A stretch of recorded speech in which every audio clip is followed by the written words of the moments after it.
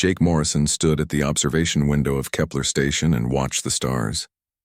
He had been the commander of this remote outpost for 2 years now, and the view never got old. 40 people called this place home, floating in the darkness at the edge of human space.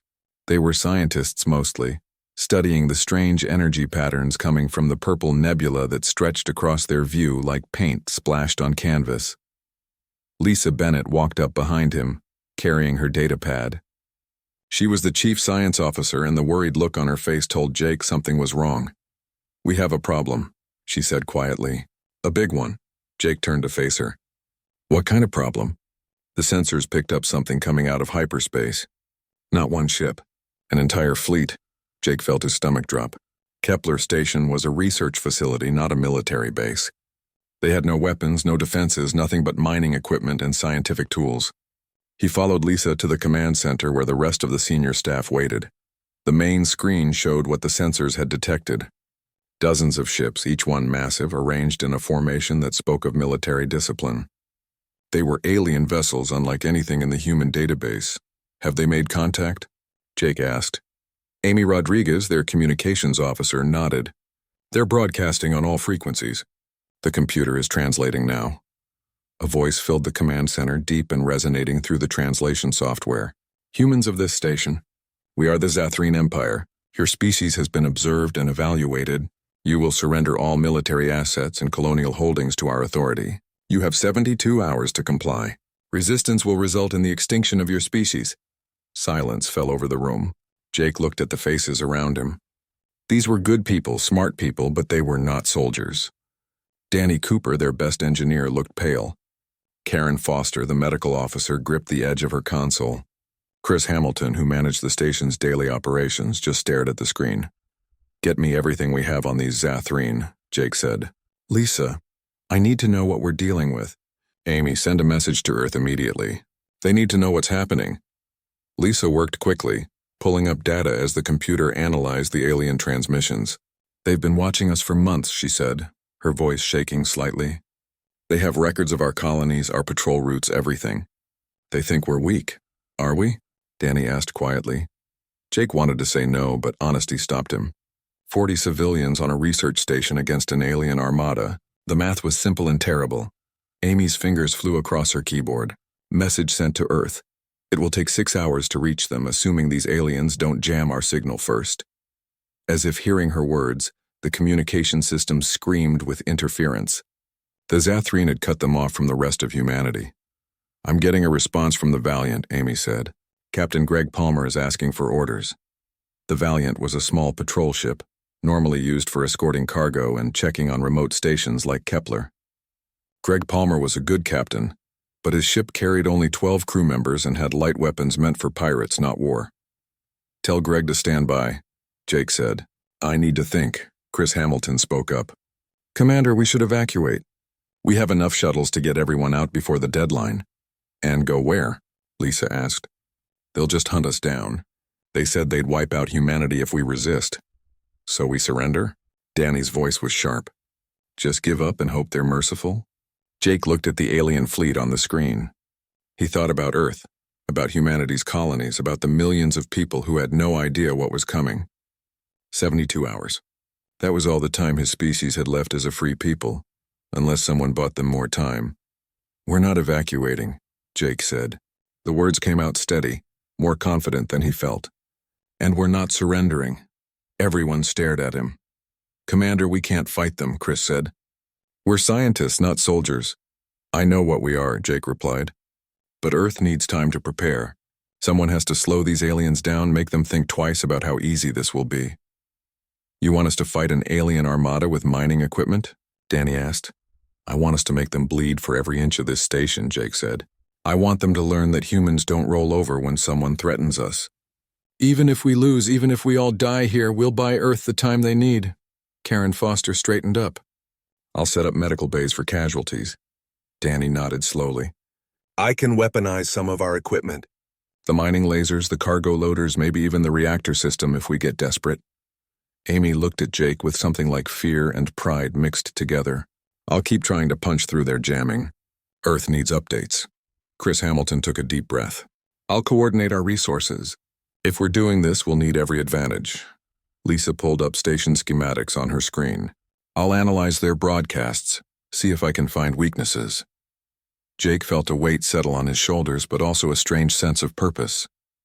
They were going to die. He knew that. They all knew that.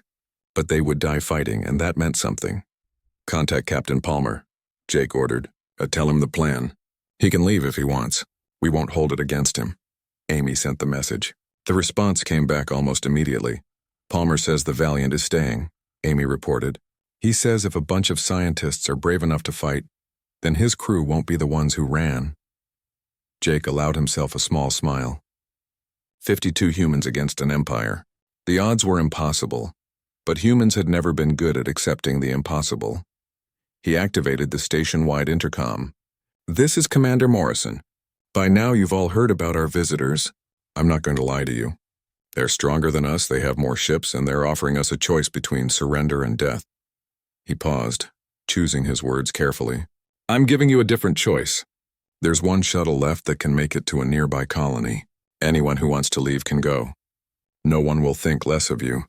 But if you stay, we're going to fight. We're going to show these aliens that humanity doesn't bow to threats. We're going to buy our people back home the time they need to prepare.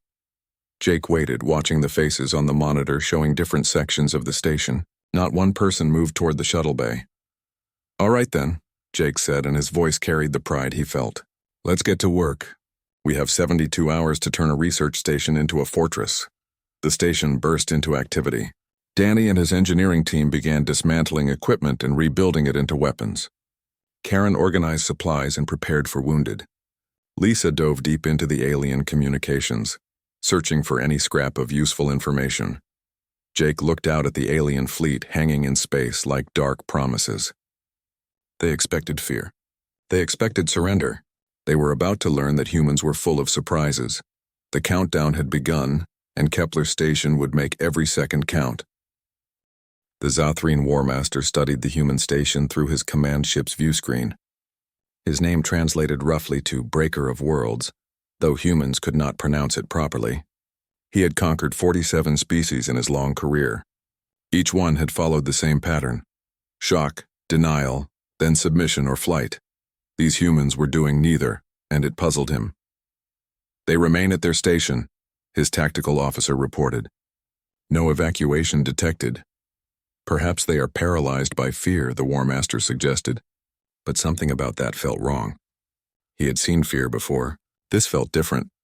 On Kepler Station, Danny Cooper was converting a mining laser into something more dangerous. The laser was designed to cut through asteroids for mineral extraction. With some modifications to the power supply and focusing lens, it could cut through ship hulls just as easily. How many of these can we make? Jake asked, watching Danny work.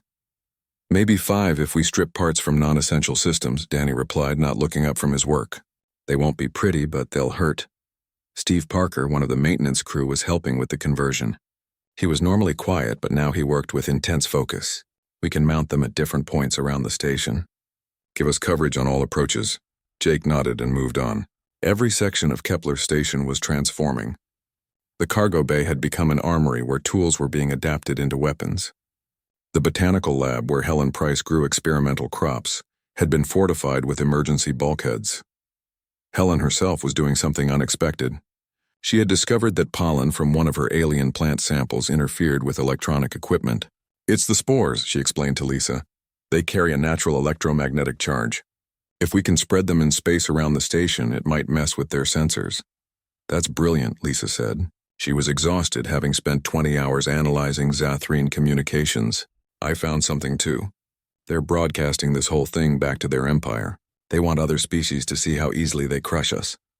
So we give them a different show, Jake said, arriving in time to hear her report. What else have you learned?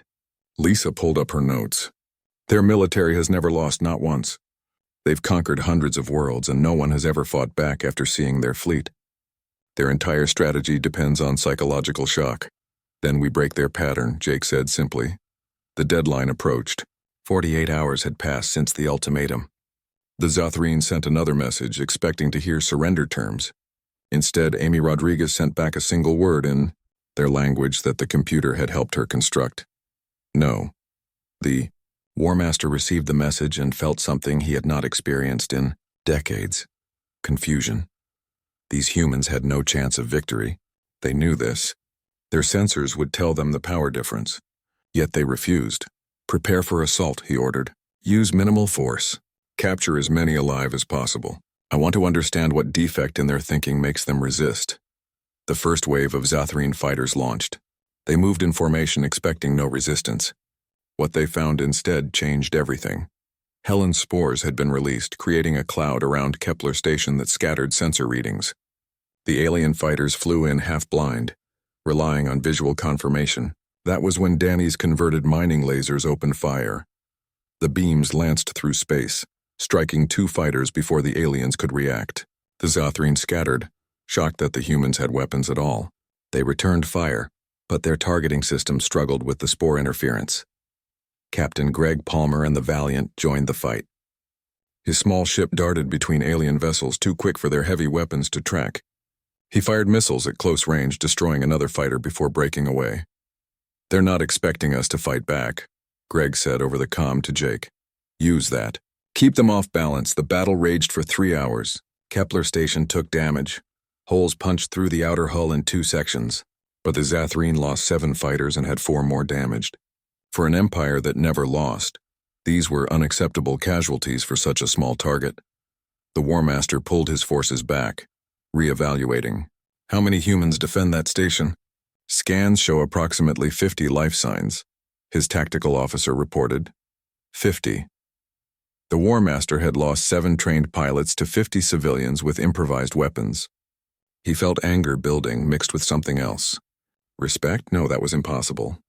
They were primitives, and yet they fought with creativity and courage his own warriors rarely displayed. On Kepler Station, Karen Foster worked frantically in the medical bay. 3 people were injured, none critically. She patched them up while listening to the damage reports. Sections 7 and 12 are exposed to vacuum, Chris Hamilton reported. We've sealed the bulkheads. Lost some supplies, but no casualties. Jake assessed their situation. They had won the first round, but barely. The Zatharine would come again, and next time they would be ready for human tricks. Danny, can you build more weapons? Jake asked. I'm working on mines, Danny replied. Magnetic charges that will stick to their ships. We don't have much explosive material, but I can overload power cells. They'll make a nice bang. Steve Parker had another idea. The reactor shielding can be cut into plates. Makeshift armor for critical areas. Do it, Jake ordered. Whatever you need, take it. We don't need life support in empty sections. We don't need comfortable temperatures. We just need to last long enough. Amy broke through the jamming for 30 seconds, long enough to send a burst transmission to Earth. Help coming. 2 days out. Hold position, 2 days. Jake did the math. They had survived 3 hours of combat. 48 hours remained until help arrived. The odds were still terrible, but they had proven something important. Humans could make aliens bleed. Lisa made another discovery in the Zatharine communications. They're arguing among themselves. Some think they should just destroy the station from a distance. Others want to capture it intact to study our defenses. Pride, Jake said, understanding. They can't admit that we hurt them. They need to beat us in a way that saves face. We can use that, Lisa agreed. The second assault came 12 hours later. This time the Zatharine sent boarding parties, heavily armed soldiers in powered armor. They cut through the hull and entered the station expecting quick victory. They found humans waiting in ambush. Danny's mines detonated as aliens rounded corners.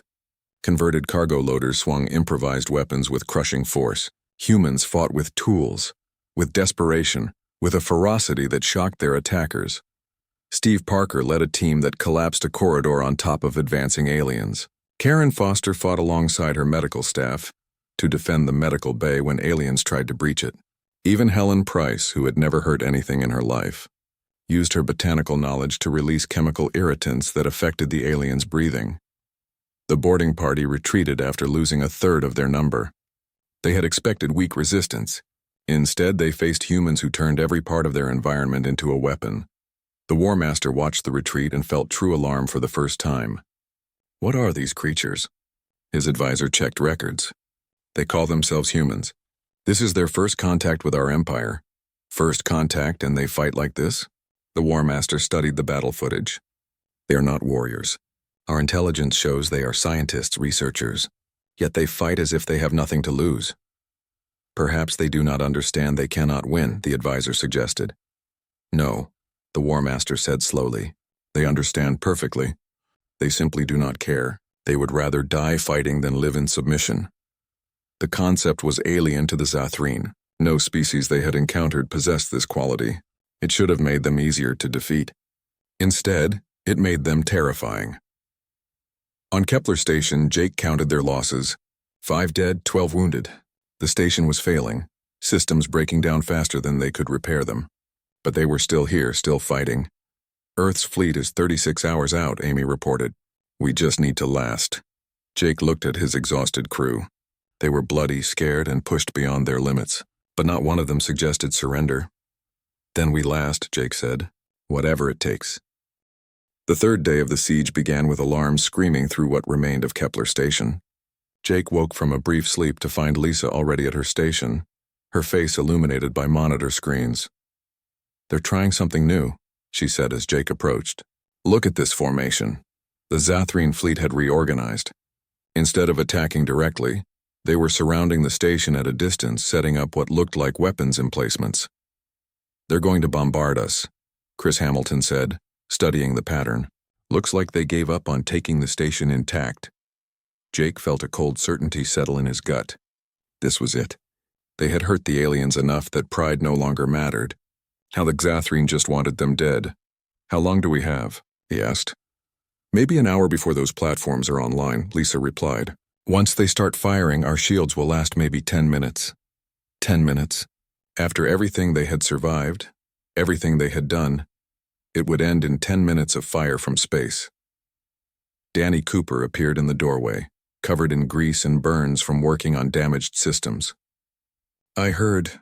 Got an idea, but it's crazy. Everything we've done has been crazy, Jake said. Talk to me. The reactor, Danny said.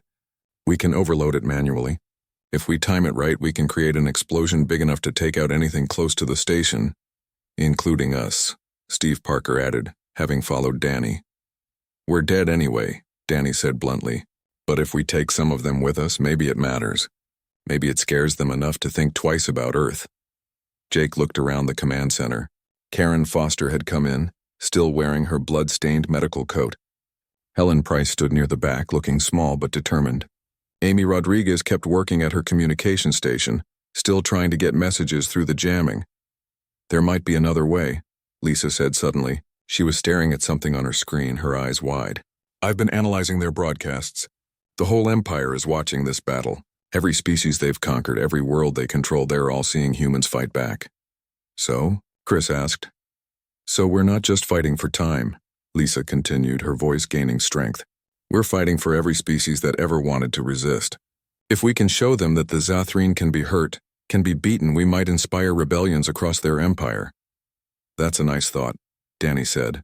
But we're still about to get blown up, Amy suddenly shouted. I've got something. I broke through their jamming. There's a signal coming from inside their fleet. She put it on speakers. The voice was scratchy but clear, speaking in broken human English. Humans, we are Kelvin. We are slaves of Zathreen. We see you fight. We help you if we can. Silence fell over the command center. Jake found his voice first. Who are you? What kind of help? We work on Zathreen ships. Fix things. We can break things too. Tell us what you need. Jake's mind raced. An ally inside the enemy fleet. It was a slim chance, but it was something. Can you disable those weapon platforms they're building? Maybe we'll try. But Zathreen will know something is wrong soon. Do what you can, Jake said. And thank you. The signal cut out. Jake looked at his crew. We might have just gotten lucky. 20 minutes later, one of the weapon platforms exploded in a cascade of sparks. Then another. The Zathreen fleet went into chaos, searching for the saboteur. Now's our chance, Captain Greg Palmer said over the comm from the Valiant. I'm making a run at their command ship while they're distracted. Greg, that's suicide, Jake said. Everything we've done has been suicide, Greg replied. Might as well make it count. The Valiant broke from its position and accelerated toward the heart of the Zathreen fleet. Greg's crew had strapped every explosive they could make onto the hull, turning their ship into a missile. The Zathreen tried to stop them, but Palmer flew like a man possessed, dodging fire and debris. He got within range of the command ship and sent one final message. For Earth, for humanity, and for every species these aliens have ever enslaved. The Valiant struck the command ship and exploded. The detonation was massive, crippling the alien vessel and destroying 3 nearby fighters. Greg Palmer and his 12 crew members died instantly, but they took hundreds of aliens with them. Jake watched the explosion through the monitors, feeling grief and pride war in his chest. Greg had bought them more time, but at the highest cost. The Zathrene fleet pulled back, confused and reeling. They had lost their command ship. Their weapon platforms were sabotaged, and the humans still refused to die. The War Master, now commanding from a backup vessel, stared at the carnage. This was supposed to be simple. Show strength, force submission, move on. Instead, his fleet was bleeding, his crews were afraid, and somewhere in his own ship, slaves were finding courage to resist. What are they? He asked again. But now the question had a different tone. Not curiosity, fear. On Kepler Station, Danny was back at work on his reactor plan. Palmer bought us time, but they'll regroup.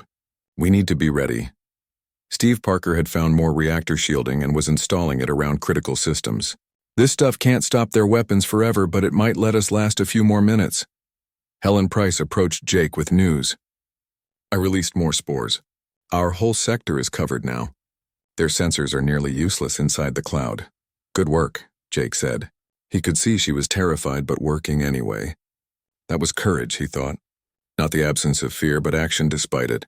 Karen Foster reported from medical. We're down to basic supplies. If there's another boarding attempt, I can't help many wounded. Then we don't let them board, Jake said with more confidence than he felt. Lisa made a breakthrough.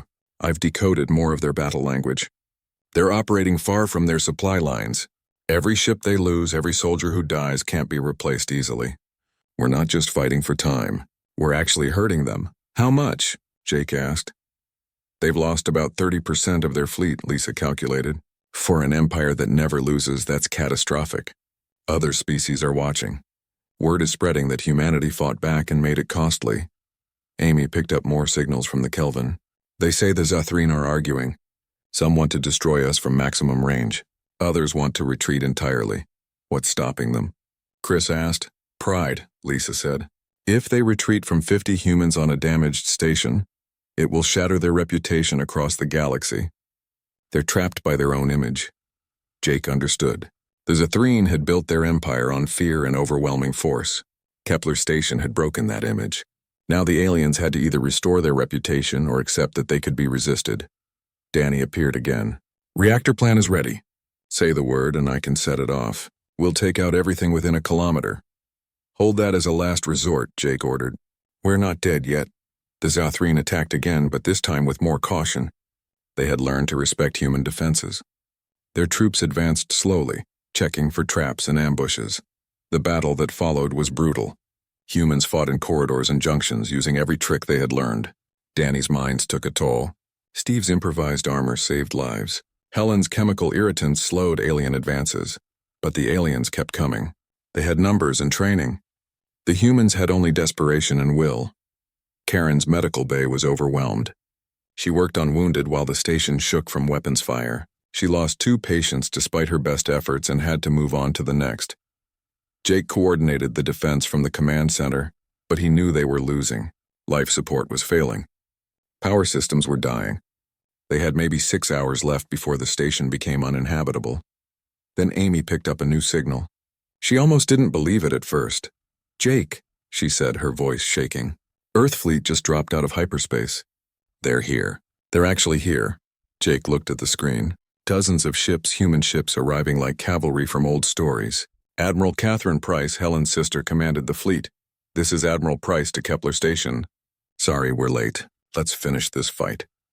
The Zathrene fleet turned to face this new threat, and for the first time since the siege began, the aliens experienced something they had not felt in generations.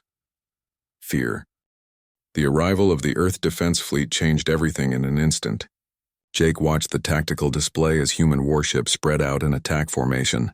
There were 43 vessels, hastily assembled from every military outpost and colony in human space. They were not all military ships.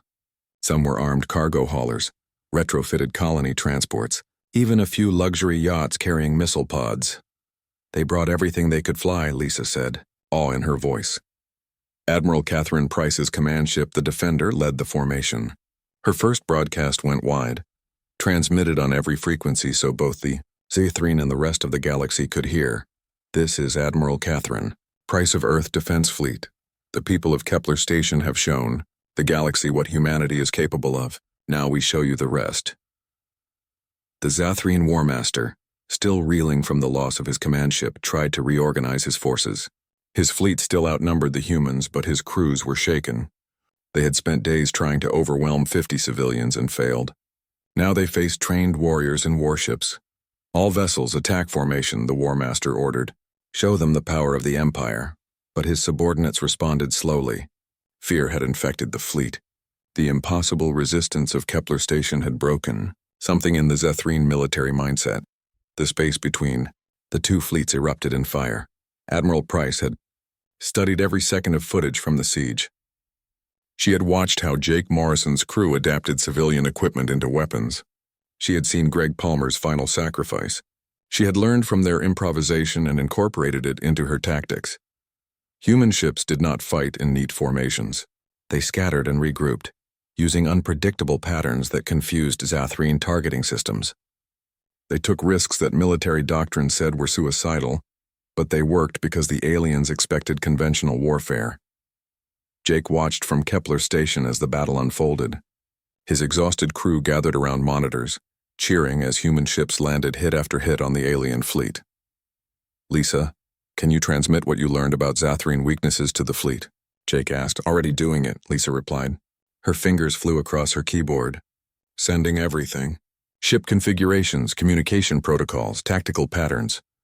Admiral Price received the data and immediately put it to use. She targeted the aliens' shield generators first, exploiting a design flaw Lisa had identified. Zathrene ships began taking damage they had not expected. The War Master saw his fleet falling apart. Impossible. We are the Zathrene Empire. We do not lose, but they were losing. Human creativity, learned from watching civilians defend a research station, was tearing through military discipline built over centuries of easy conquest. On Kepler Station, alarms suddenly blared. Amy checked her sensors. 3 Zathrene ships breaking formation. They're heading straight for us. Jake understood immediately. The War Master could not win the battle, but he could still destroy Kepler Station. One last act of spite to save some dignity. All remaining weapons target those ships, Jake ordered. Danny, is your reactor plan still ready? Ready when you are, Danny confirmed from the reactor level. The 3 alien ships accelerated toward the station, ignoring fire from the human fleet. They were on a suicide run, intending to ram Kepler Station and destroy it. Then a battered shape appeared between the alien ships and the station. It was the Valiant. Jake had thought Palmer's ship was destroyed, but somehow it had survived. The hull was scorched black, sections were missing, but it still flew. Greg, Jake said into the comm.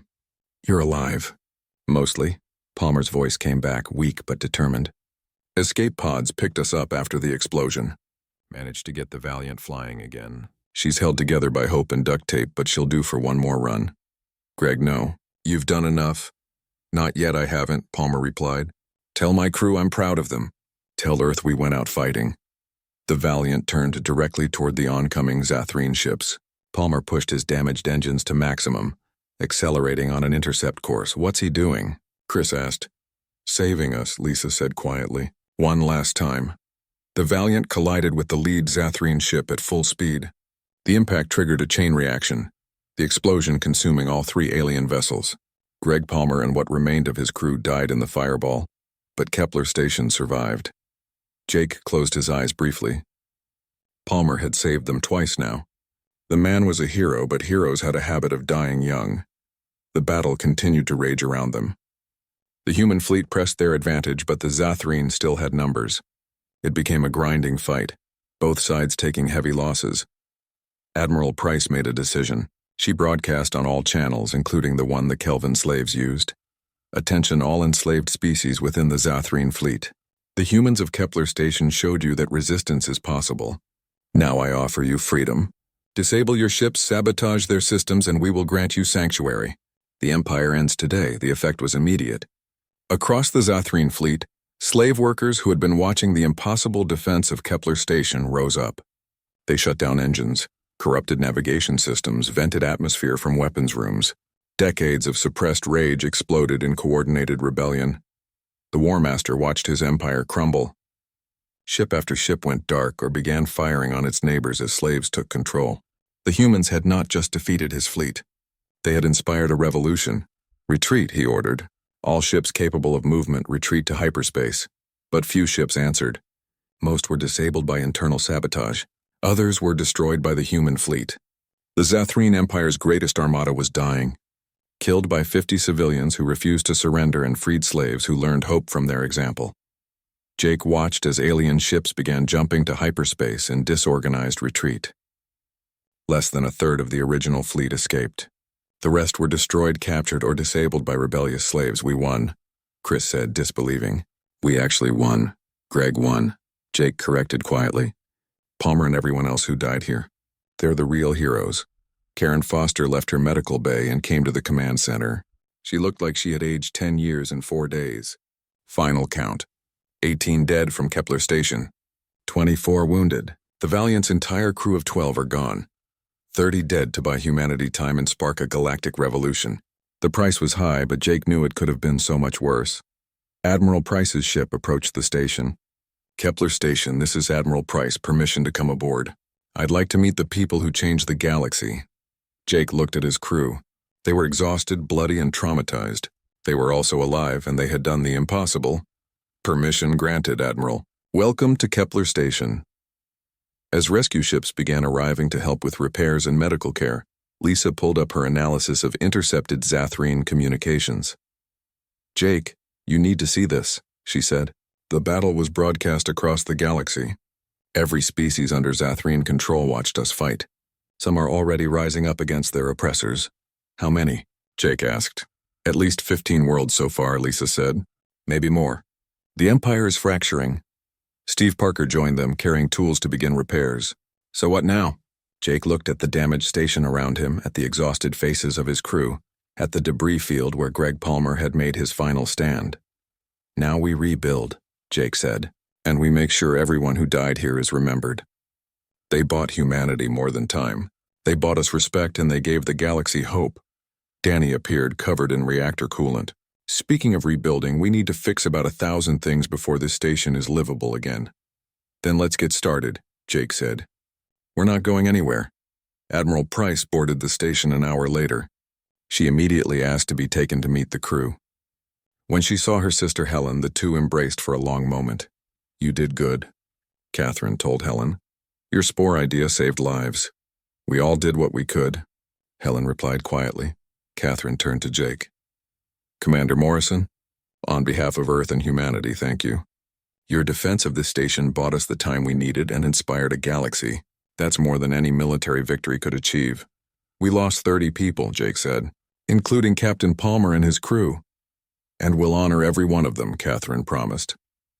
But because of what you did here, humanity has allies now. Former slaves are asking to join us. Other species want to learn how to resist tyranny. You've changed everything. Jake looked around at his crew. They were ordinary people who had done extraordinary things when faced with impossible odds. That was what it meant to be human, he realized. Not superhuman strength or advanced technology, but the refusal to give up even when victory seemed impossible. What happens now? Jake asked. Now we see if we can hold on to what we've won, Catherine said.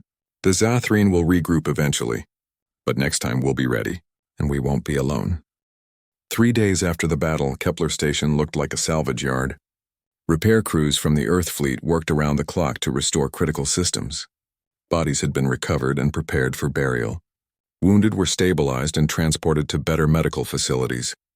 Jake stood in what remained of the command center watching the work. He had not slept more than a few hours since the battle ended. Every time he closed his eyes, he saw the faces of the dead. Lisa found him there. She looked better than most, having spent the siege at her computer rather than fighting hand-to-hand. But her eyes carried the same haunted look they all shared. Intel report came in, she said. The Zathrine Empire is in chaos. At least 30 subject species have declared independence. Their military is scattered, trying to contain rebellions across 100 worlds. Good, Jake said. The word came out flat, emotionless. Jake, you need rest, Lisa said gently. You've been up for days. I'll rest when everyone's accounted for, Jake replied. He pulled up a list on his damaged console. We're still missing Danny Cooper's body. Lisa's face fell. Danny had been in the reactor level when the final attack came. The explosion that killed the Zathrene boarding party had also collapsed that section. It took 2 more days before rescue crews found him. They recovered Danny's body from the wreckage. He had died protecting the reactor, ensuring the aliens could not use it against the station. In his hand was a detonator. If the aliens had gotten past him, he would have blown the whole station rather than let them take it. Karen Foster performed the identification, her professional mask barely hiding her grief. Danny had been her friend since the early days of Kepler Station. He saved us, Karen said simply, right to the very end. Steve Parker took the news hard. He and Danny had worked together for 2 years, turning impossible repair jobs into merely difficult ones. Now Steve had to figure out how to rebuild a station without his partner. Amy Rodriguez was dealing with communications from across the galaxy, messages of support, requests for alliance, intelligence reports on Zathrene movements. Earth had suddenly become very popular. We're getting contact requests from species we've never heard of, Amy reported. Everyone wants to talk to the humans who beat the Empire. We didn't beat them, Jake said. We survived them. There's a difference. Admiral Catherine Price had stayed at Kepler Station, coordinating the broader military response to the crumbling Zathrene Empire. She called a meeting of all senior staff, including what remained of Jake's crew. First order of business, Catherine began. Recognition. Commander Morrison, you and your crew are being awarded the Star of Valor, humanity's highest honor. Captain Palmer and his crew will receive it posthumously. Jake started to protest, but Catherine held up her hand. You're also all being promoted. Morrison, you're now a captain. Bennett, you're a commander. Everyone here goes up 1 rank with corresponding pay increase. We don't want recognition, Jake said. We want our dead back. I know, Catherine said, her voice softening. But the galaxy needs heroes right now. It needs to know that ordinary people can do extraordinary things. Whether you want it or not, you're symbols. Helen Price spoke up. What happens to the Kelvin and other freed slaves? We're offering asylum, Catherine replied. Earth and our colonies will take anyone who wants to come. Some want to return to their homeworlds. Others have no home to return to. We'll help them rebuild. Lisa raised her hand. What about the Zathrene? Will they come back? Eventually, Catherine admitted. But not soon. Their empire is falling apart from within. We estimate at least 5 years before they could mount another offensive. By then, we'll be ready. Chris Hamilton asked the question on everyone's mind. What about Kepler Station? Are we rebuilding, or is this place being abandoned? Catherine smiled. Rebuilding, but not as a research station. Kepler Station is being converted into a fortress and training center. We're going to teach other species what you learned here, how to fight when you're outmatched, how to turn civilian equipment into weapons, how to resist tyranny. Jake felt a strange mix of pride and sadness. Kepler Station would live on, but it would never be the quiet research outpost it once was. The siege had changed it forever, just as it had changed everyone who lived through it. The meeting ended, but Catherine asked Jake to stay behind. I need to talk to you privately, she said once they were alone. Earth wants you to come home. Press conferences, interviews, recruiting drives. You're famous now, Jake, the man who defied an empire. I don't want fame, Jake said. I just want to honor the people who died. Then come home and tell their stories, Catherine urged. Make sure the galaxy knows their names. Danny Cooper, who gave his life protecting the reactor. Greg Palmer, who sacrificed everything twice. All of them deserve to be remembered. Jake considered this. Maybe she was right. Maybe the best way to honor the dead was to ensure they were never forgotten. I'll think about it, he said finally. Catherine nodded and left. Jake stood alone in the command center, surrounded by damaged equipment and memories. Amy found him an hour later. Jake, you need to see this. She showed him a message that had just arrived. It was from a species called the Torvin, former slaves of the Zathrene, humans of Kepler Station. We watched you fight. We watched you refuse to bow. You showed us that the Empire can bleed. Now we are free because of your courage. Thank you. We will remember. Similar messages were coming in from across the galaxy. Species that had lived under Zothrine rule for generations were tasting freedom for the first time, all because 50 humans on a research station said no. Lisa was right, Jake said quietly. We weren't just fighting for Earth, we were fighting for everyone. Over the next week, the full scope of what Kepler Station had achieved became clear. The Zothrine Empire, which had stood for over 1,000 years, was collapsing. Rebellions spread like wildfire. Former subject species were forming alliances, sharing technology, rebuilding their worlds. And at the center of it all was humanity. The species that had been marked for extinction was now seen as liberators and heroes. Jake finally agreed to return to Earth for a memorial service. They held it at the new Heroes Garden in Geneva, where monuments honored those who had died at Kepler Station. 31 pillars stood in a circle, one for each person who died defending the station. In the center was a larger monument showing the Kepler Station seal and the dates of the siege. Jake spoke at the ceremony, along with Admiral Price and representatives from the freed species. But the most powerful moment came when Steve Parker stepped forward to speak about Danny Cooper. Danny was my friend, Steve said, his voice shaking. He was a genius with tools, but more than that, he believed in people. When Commander Morrison said we would fight, Danny didn't question it. He just asked what he could build. He turned mining lasers into weapons. He created mines from spare parts. And when the final attack came, he stood alone in the reactor level, knowing he probably wouldn't survive. Steve paused, wiping his eyes. Danny once told me that every problem has a solution if you're creative enough. He proved that right to the end. His solution was to give us time, to protect the reactor, to make sure the aliens couldn't win even if they killed him. That's the kind of person we lost. That's the kind of hero humanity produces. Similar speeches honored Greg Palmer, Karen's medical staff who died treating wounded, the maintenance crew who gave their lives holding corridors, every person who stood and fought. After the ceremony, Jake found himself approached by a young woman in a military uniform. She saluted sharply. Captain Morrison, sir. Lieutenant Sandra Cole. I just wanted to say that Captain Palmer was my uncle, my mother's brother. She wanted me to tell you that what you all did at Kepler Station, what he did, it mattered. Our family will never forget. Jake shook her hand, not trusting himself to speak. How many families had lost someone at Kepler Station? How many holes had been torn in the fabric of people's lives? But those deaths had meaning. The galaxy was changing because of them. Lisa joined him as the ceremony ended. Earth Defense Command wants me to head up a new xenolinguistics division. Study alien languages and cultures so we can communicate better. Are you taking it? Jake asked. Yes, Lisa said. What we learned during the siege, it could help prevent future conflicts. Or at least help us understand when conflict is coming. Steve Parker approached. They want me to train engineers on defensive modifications. Teach them how to weaponize civilian equipment if they need to. Good, Jake said. Someone needs to pass on what we learned. Karen Foster was staying with the Medical Corps, developing new trauma protocols based on her experiences. Helen Price was returning to botany but now focused on plants that could serve military purposes.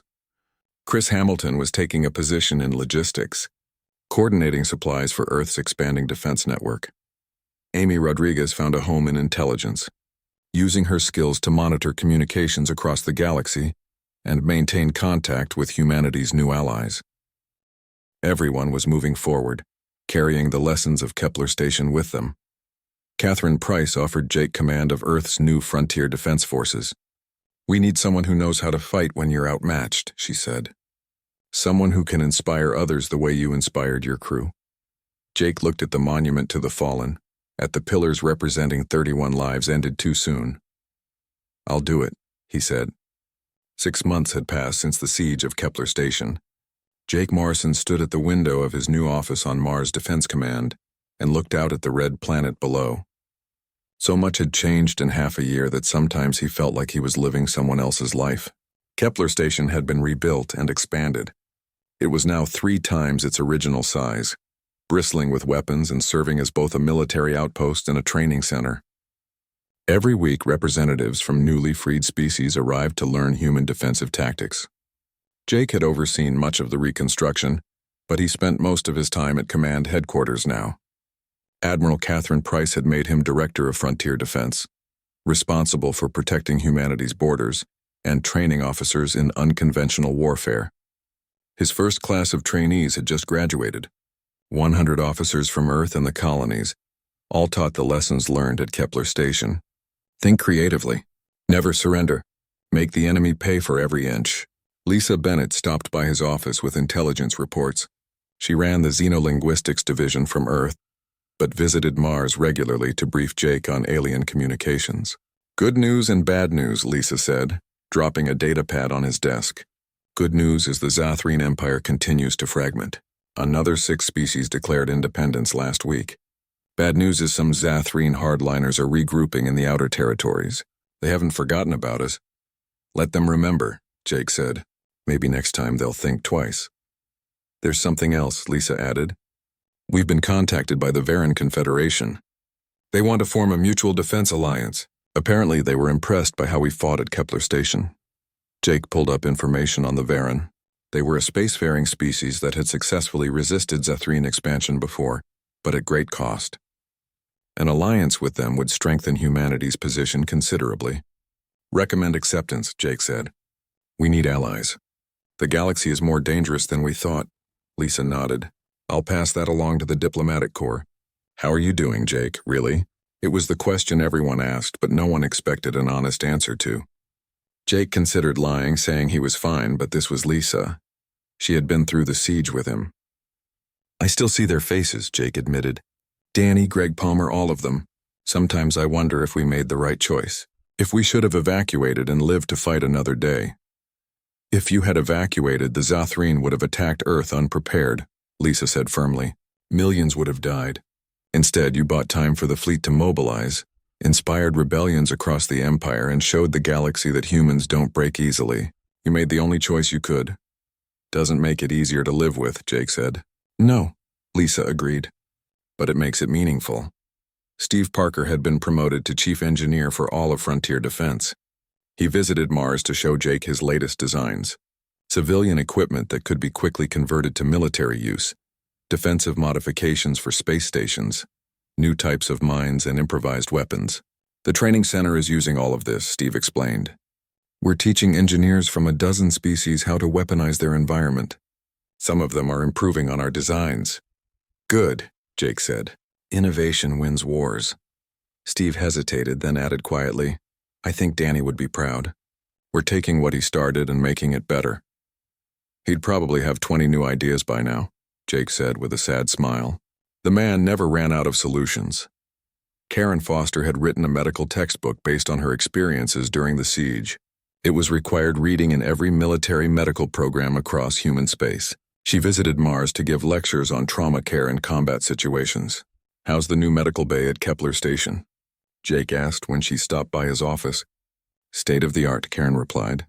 Nothing like the makeshift setup I had during the siege. But you know what? Every doctor who trains there has to spend a week using only basic supplies. I want them to understand what it's like when you don't have everything you need. Smart, Jake said. Hopefully they never need that training in real combat. But if they do, they'll be ready, Karen said. That's what we do now. Prepare people so they have a chance. Helen Price had made a breakthrough with her research.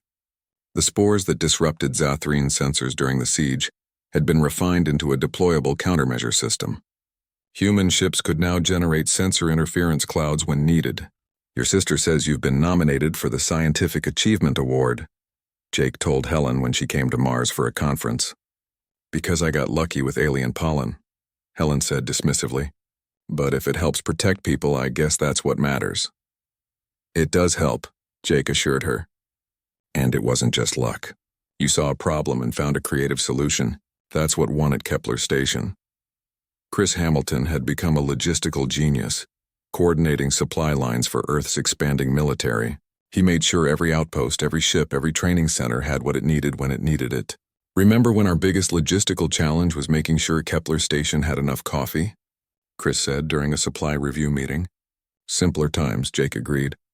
Now you're coordinating supplies for half the galaxy. I preferred coffee duty, Chris admitted. But this is more important. Amy Rodriguez had become the voice of humanity to the galaxy. Her intelligence network monitored communications from hundreds of worlds, tracking threats and opportunities. She maintained contact with the Kelvin and other freed species, building a web of information and friendship.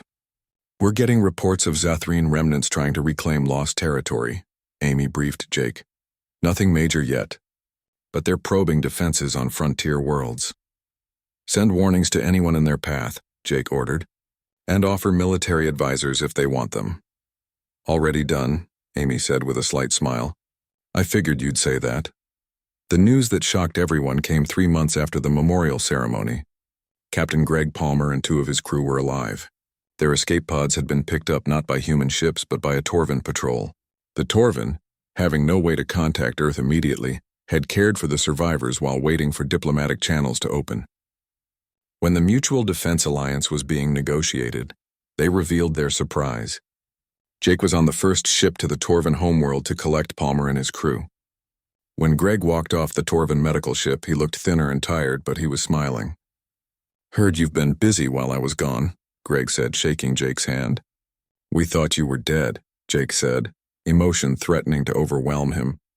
"The memorial service, the monument, everything." "Then I guess I need to prove I'm worth the honor," Greg replied. "What did I miss?" Jake brought him up to speed during the flight back to human space. The collapse of the Zathrine Empire, the new alliances, the training programs, all of it. "So our little last stand started a revolution," Greg said, shaking his head in wonder.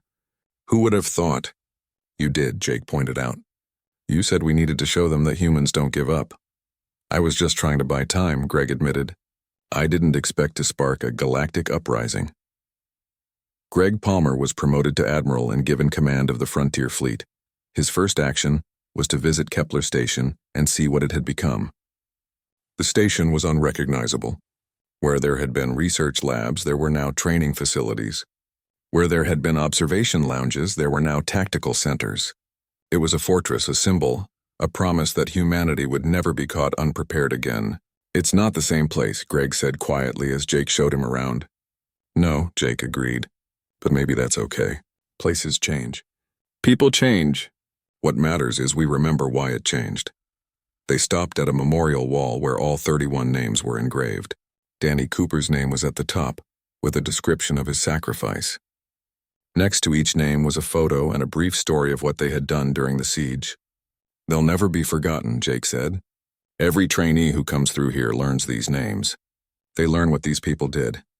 "Good," Greg said. "They deserve that much." A ceremony was held when Jake's first class of trainers graduated and received their assignments.